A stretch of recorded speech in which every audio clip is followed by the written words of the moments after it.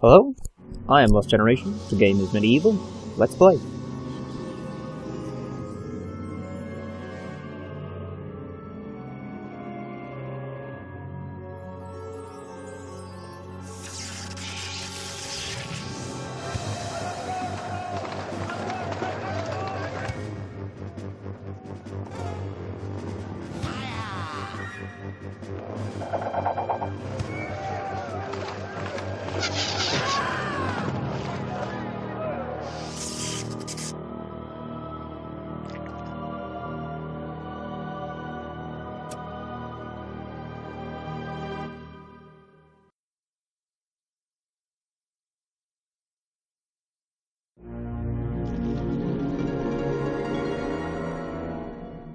It has risen again, Sir Daniel Fortescue, see?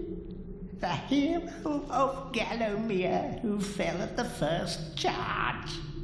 The fog of war and the shrouds of time conspire to turn the arrow fodder into the saviour of the day. But we knows better.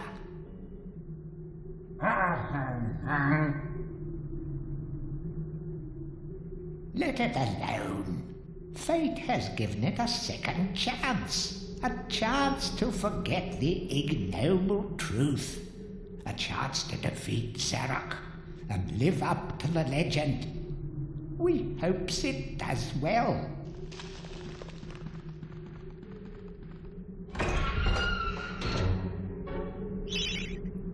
And gameplay.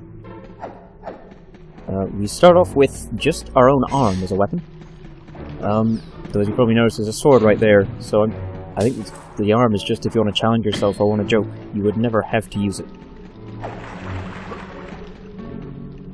Most of this text, these books are tutorials. I think I read a few of them to see if there's anything special, but... well, I suppose there's the reminder that since you're dead, you don't have any lungs, you don't have any air, you don't float. So, at least there's a reason you can't swim. Right, already have a sword, equip the shield. You will never need to use the arm. I will show it off when we have some enemies, but it's the worst weapon in the game. It's there as a joke. It can double as a ranged weapon, so I suppose if you completely ran out of ammo, but there's so many ranged weapons, you'd have to really be wasting it. Now that wall there was... I'd say it's a secret. It's pretty obvious that the wall's special, but I can't do anything with it yet. I'll be coming back for that. That's the end of the crypt, so... oh, well, sorry. There's one more book, and then it's the end of the crypt. Apparently Zarok has never heard of baths. Since that was just a tutorial, I will be going straight into the next level. Generally, I'll be doing one level per video. This is the Overworld Map. As you unlock levels, you pick which one to go to. You can replay levels, as I said.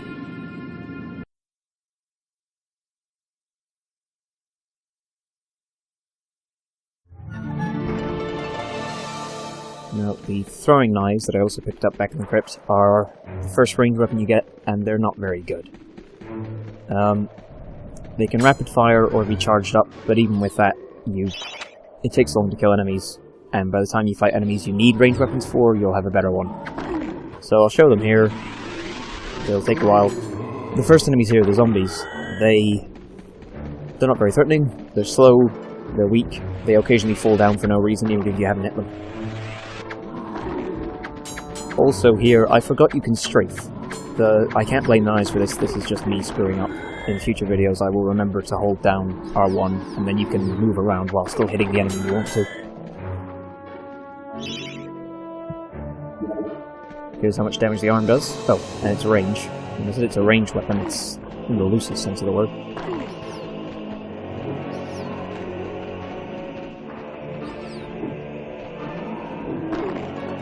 Yeah, I'll work on my aim. It still kills enemies faster than the knives, which should tell you something about the knives. But still, I'll be using the sword and shield for the rest of this level. The runes are just keys. They open doors. played many older games, you'll know what that's like. Goes all the way back to Doom. Green key, green door, that's all we need to. These, if I go back to it, the glowing green thing, they refill your health. There were so many things in the Crypt that I didn't mention them all. The life bottle I picked up, they're your life upgrades. Each one will hold another life bar's worth of health. So it says 300, but really I have 600 bars of health. Similar to Metroid and energy tanks, though I have 300 health, each life bottle will refill one, and you can refill the bottles. Those fountains there aren't infinite. I believe they hold 600 health in total, but they refill whenever you exit and leave a level, which I don't think was intended, because they removed that in the next game.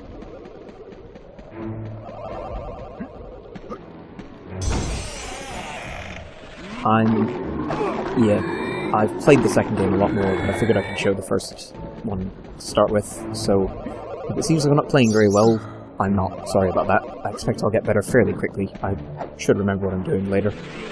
Plus, I'm going to be getting all of the unlockable weapons, which will make things easier. The number in the top right is the chalice percentage. There's a book here that's about to explain that as well, but if you don't like reading, or have this open on a different tab or something, the chalice is what you collect to unlock another weapon. There's one in every level. You have to find it, and before you can pick it up, you have to have killed enough enemies. If you find it before you've killed enough, or you don't kill enough, you can't get it. The plus side is, since enemies themselves don't drop anything, if you've killed enough to get the chalice, then you can just start running past them. It's not always safe to do so, but when it is, I will, because once you've killed one zombie, you probably don't want to see it another 50 times.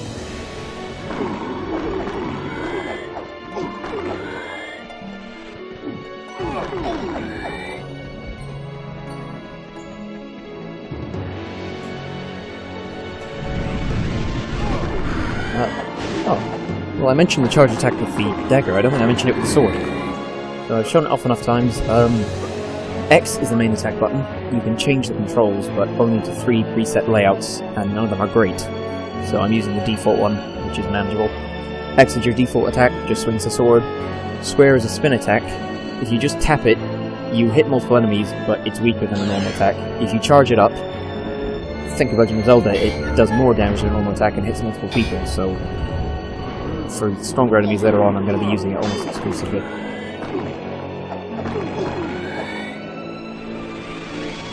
The daggers, as I said, you can charge them up, it'll do more damage, or hold X to rapid fire. The arm, you can't charge it up. The second attack is the throw, and the main attack is you just hit people with it. Unless people really want me to, you're not going to see the arm again.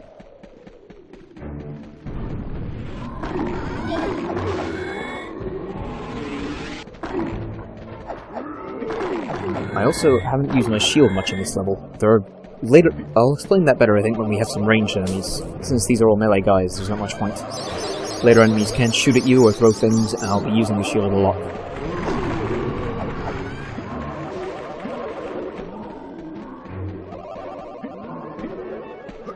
Yeah, as I should have said in the OP, and you may have noticed, this is a PlayStation 1 game. It's a platformer, sort of. There's not that much platforming, but as a PlayStation 1 platformer, the camera's not great. It's probably going to kill me as much as the enemies. Tread softly. Zarek awaits beyond these gates. The Master meets with the demon from the mausoleum, hatching plots of purest evil. Forgotten nobodies would be wise to make themselves scarce. One big difference between this game and the next game is, rather than a consistent supporting cast, there's just these snarky gargoyles all around the levels. Generally, they don't think very highly of Dan. Oh dear, I haven't mentioned that, have I? We're playing as Sir Daniel Fortescue. Pronounced Fortescue, not Fortesque or whatever. Welcome to the Hall of Heroes, where the bravest warriors from history spend eternity, feasting, singing, and arm wrestling. If they think you're worthy enough, you may be able to persuade them to give you a new weapon. So this is a Hall of Heroes, where heroes go in the afterlife, in Gallowmere at least. Dan hasn't been here, or hasn't stayed here really, because technically he's not a hero and they know it. Captain Fortescue. It's me, Canny Tim. Does the battle go well? How I wish I could fight at your side again, sir. But hold, you could take my crossbow. It's got rapid fire and you can ricochet the darts off walls to shoot around corners. I used it at the Battle of Gallowmere. After you were slain, I shot Zarek's champion, Lord Kardok, a clean kill through the eye at some 1,000 yards. Not that there's anything clever about shooting someone in the eye, sir. Oh, goodbye, sir. So, whenever you get a chalice, you'll be taken here at the end of the level, instead of to the Overworld Map, and you can get a new weapon. You don't choose the order, you just get a new weapon each time. It's not always a new weapon, sometimes it'll be a life bottle or a large amount of money. I'll explain what money is for when I get the chance, but for now, that's the end of the graveyard, and I think I'll end the video here. So, I am Lost Generation, the game is MediEvil. I will hopefully see you next time. Thank you for watching.